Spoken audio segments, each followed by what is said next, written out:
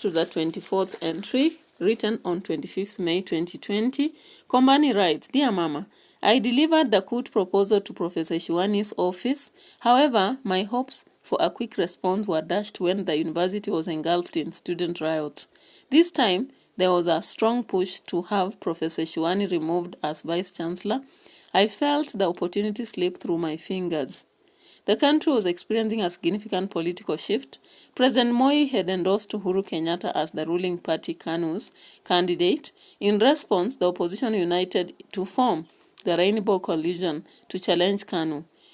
Once the new government was established, there was a movement to remove officials perceived as sympathetic to the old regime, thus the effort to oust Shiwani. After days of running battles between rioting students and police, the university was closed indefinitely. Students were given only a few hours to vacate the campus. Back home, with nothing to do, I reached out to Jimmy and asked if there was anything I could do for him while waiting for the university to reopen. I mentioned that there was no telling when this might happen, as public universities had been known to close for months on end. I actually have something you can do, he told me. You can come work with me as a publishing assistant. I did not know what that was, but I was happy to get something to do. Now that I was not playing pool as much, I felt rusty. New better players had emerged, and after many losses, I was now only playing for fun. Working with Jimmy would also allow me to be visible as he edited the manuscript. Jimmy had a unique way of editing. Armed with scissors and glue on his massive desk, he could cut a manuscript apart and glue it back together in different sections. He questioned the roles of various characters and the necessity in the story. Initially, I was resistant, defending everything I had included, but I learned that much of the extraneous material needed to be removed for the story to make sense. It was amazing how personally invested Jimmy was in the story's development. The receptionist cum office administrator, whose name was Anne, was quite affable. On one of the days when we were waiting for Jimmy, she revealed to me that initially the story was never going to be published. You have a great guardian angel. The first time Jimmy read the manuscript, he said he did not see anything worth publishing about a bunch of ruffians playing pool and stealing beers from other people in the bar. So he put the manuscript away. About the same time, he was traveling to Eldoret for the weekend and wanted to go with the manuscript from one professor that he had meant to edit. But when he arrived in Eldoret, he realized that he had carried your manuscript instead. He had no option but to read it. By Monday, he was calling me to look for you. It took a week to reach you. I do not know much about Guardian Angel's mother, but perhaps when we meet, I will ask you if you know anything about this. Jimmy painstakingly taught me about publishing, all the way from understanding the house style and determining which manuscripts to accept to editing and proofreading scripts. He introduced me to business of publishing. We glued book covers onto books. Then I took them to River Road for smoother edge cutting. Afterwards, I helped distribute them in bookshops where we had orders. At some point, he sent me to central Kenya with books in a bag for sale, which was not a difficult task as they were already school texts and thus in demand. However, most bookshop owners wanted to receive them on credit, and my instructions were to only accept cash. In a few weeks, I learned the business of publishing end to end. One day, Jimmy gave me a manuscript to edit. It was the final edit before printing, and it was a huge government book. He explained the importance of being absolutely accurate with the content. As a statistics book, a decimal point in a wrong place would render the entire work useless. I remember feeling a heavy sense of responsibility. Here, I was a third-year literature student being asked to edit such an important government book. I pored over the pages, searching for errors and feeling the weight of the whole country on my shoulders.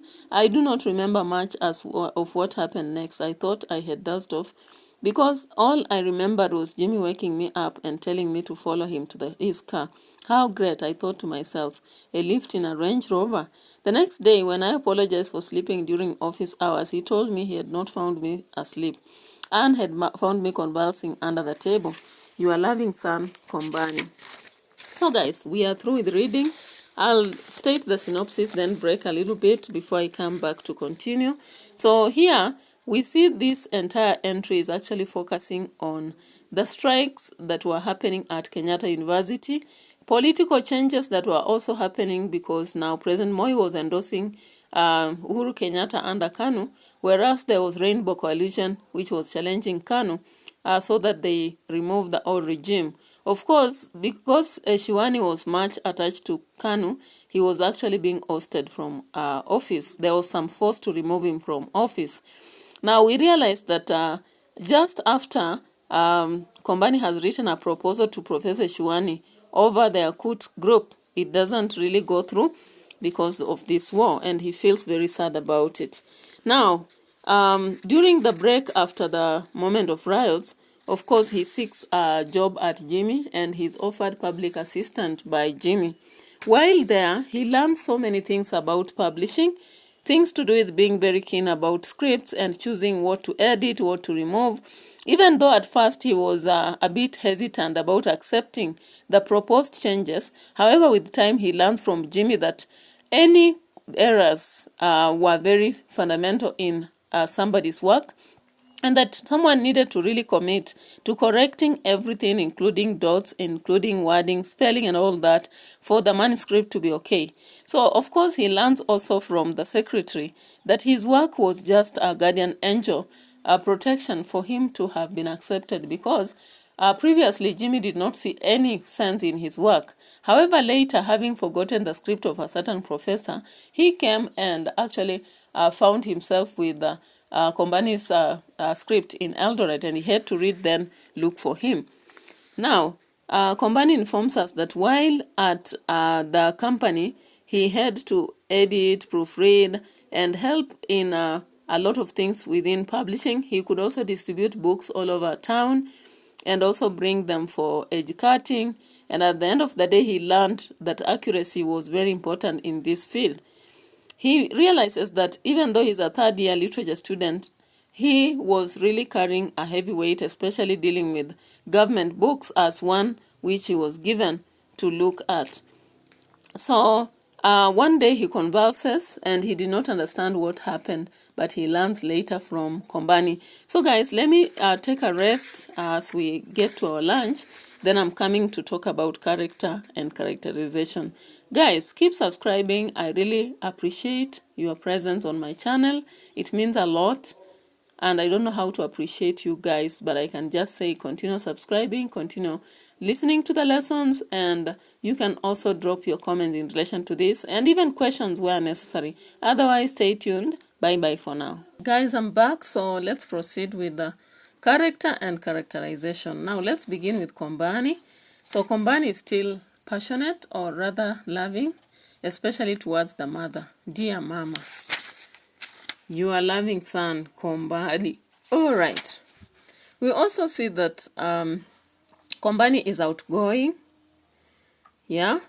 During the rioting moment, he actually is feeling very low and decides very quickly to approach Jimmy so that he can be going to Acacia to work. And he successfully gets a position of publishing assistant, from where he learns a lot from Jimmy. We can also say he's intelligent and smart, because during that moment of assisting as a public, an assistant publishing officer, he actually learns a lot from Jimmy. The unique way of editing, where you cut manuscripts, fix them together, and try so much to establish what is affable, and also proofreading and editing. In that process, he's actually given duty to edit a manuscript that was going to be a huge government book, and he takes his work very seriously, checking every statistics decimal. He says he took that as a very heavy responsibility, and he had to do everything correctly. We can also see he's determined and hardworking, zealous. When he's doing that work, we see that he is going to River Road for smoother edge cutting. We also see him distributing books to bookshops. He also went to a central bank with books in a bag for sale and had to adhere to rules so that he could not sell on credit. We see that when he's given this huge government book, he took it absolutely serious, that he had to ensure that it's accurate. We realize that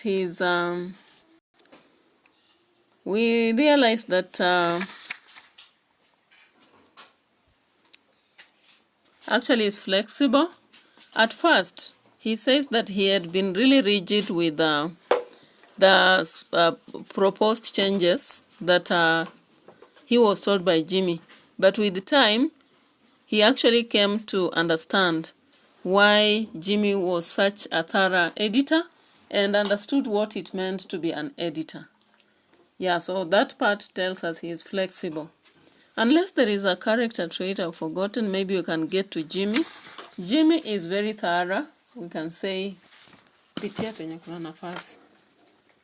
Suweke chai alafu upite. Unataka kupitia wapi hapa sasa? Na wewe uache kukaa mahali penye nimesema watu wakuwa wanakaa huku, wewe unang'ang'ana tu huku na huku. Sasa mtu anataka kupitia hapo na hakuna nafasi hapo, na nafasi iko huku. Sijui kwa nini wamtumia akili. I wonder. Huwa nashangaa kila saa. Yeah, I had been talking about Jimmy, right? I hope it seems it did not record. So we are saying that Jimmy was actually hardworking. When we look at very hardworking, devoted, and zealous to his work. According to Kombani, he had a unique way of editing. Armed with scissors and glue on his massive desk, he would cut the manuscript apart and glue it back together in different sections. He questioned the roles of various characters and their necessity in the story. He is also very strategic, and this is where we see he allows Kombani to join him as a publishing assistant, and in the process they would glue book covers. Then he would allow Kombani to take books to River Road for edge cutting. They would distribute books to bookshops, and whenever they distribute, he refused credit. Okay? Yeah, I think those two are major character traits. I don't know how we can talk about somebody who is a mentor, maybe supportive, because of the way he was actually training Kombani to do his work. So those are the two characters here, and we can now get to the thematic concerns. And under thematic concerns, we can talk of resistance. Now, this resistance is in the university where people are actually rioting. Students were rioting so that they remove Professor Shuani from vice chancellorship. And also, well, in the country, there was political, resistance, whereby Rainbow Coalition was challenging KANU because they did not want Uhuru Kenyatta, the candidate proposed by President Moi. They wanted a new leadership. Then we see another theme of determination. Of course, I've told you already, the determination of Kombani, who was so sure that even if he is free from the university, he would do something, and he got to call Jimmy and get some engagement at Standex Publishers, Acacia Publishers. At the same time, that determination actually made him to see the need to really focus in the editing process, proofreading, going for edge cutting, distributing books in bookshops, and later on we see him selling books and not on credit. And finally, he comes out to edit the huge government book very accurately. We see the theme of change. The first change we see is happening in the university, where the students no longer want H1, they want a new leader. Then when we look at the country at large, the Rainbow Coalition was challenging KANU so that they have new leadership in terms of the president. We also see that Kombani, who had been very resistant on defending everything, like whatever included in his work, he realizes that through the unique editing Jimmy conducted, questioning characters, their necessity in the story, the length of text, it was actually necessary. And therefore, by the end of the time he was leaving this Standex Acacia, I really see a lot of change, because now especially on page 86. When he was editing the huge government book, he was able to do it very accurately and take it as a heavy responsibility on himself, you know.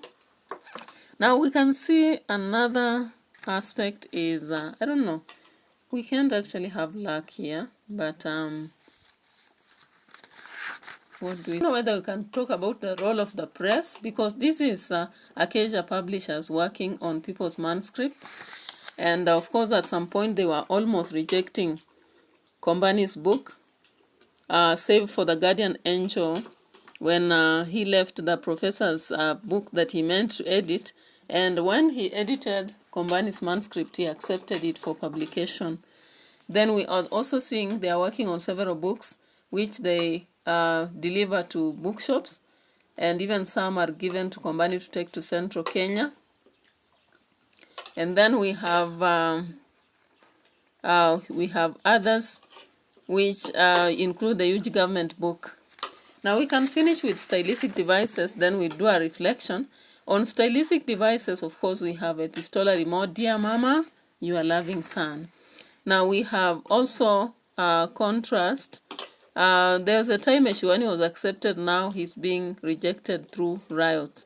There was a time Moi regime was accepted, now there is a political shift and people are focusing on rainbow coalition.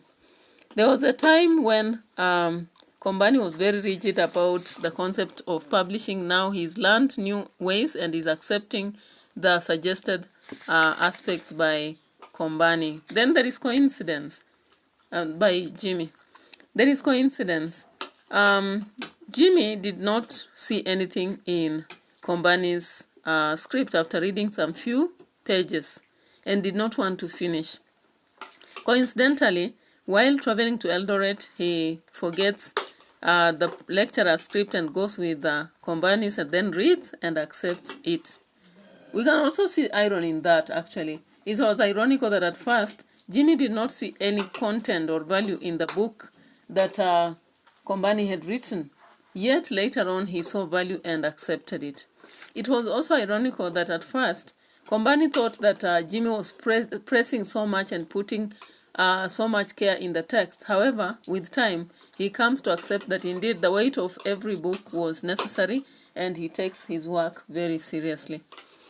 Now, when we look at direct address, so we have direct address here, Jimmy speaking, not Jimmy, but the secretary, right? She says, "You have a great guardian angel." The first time Jimmy read the manuscript, he said he did not see anything worth publishing. About a bunch of ruffians playing pool and stealing beers from other people in the bar. So he put the manuscript away. About the same time, he was traveling to Eldoret for the weekend and wanted to go with a manuscript from one professor that he had meant to edit. But when he arrived in Eldoret, he realized that he had carried your manuscript instead. He had no option but to read it. By Monday, he was calling me to look for you. It took a week to reach you. That is direct address. Then another one here on page 85. Jimmy speaks. "I actually have something you can do," he told me. "You can come work with me as a publishing assistant." Then there is another on page 87. Jimmy telling Kombani, "As a statistics book, a decimal point in a wrong place would render the entire work useless." Okay? Yeah. So there is also irony here. I had forgotten to consider it. Kombani thinks that he was sleeping at job. Yet the reality is that he had convulsed. So as Jimmy is taking him to the Range Rover, is actually to seek medical attention rather than a ride to enjoy. Okay? So I think those are the styles. Unless otherwise, I've not seen idiomatic expressions, I've not seen proverbs, I've not seen similes, metaphors. Yeah, those are the styles I've seen there. So guys, stay tuned and thank you so much. Welcome to Edutainment English and Literature Lessons. I moved my lessons from Edutainment for Us, okay? Yes, so keep tuned as we proceed.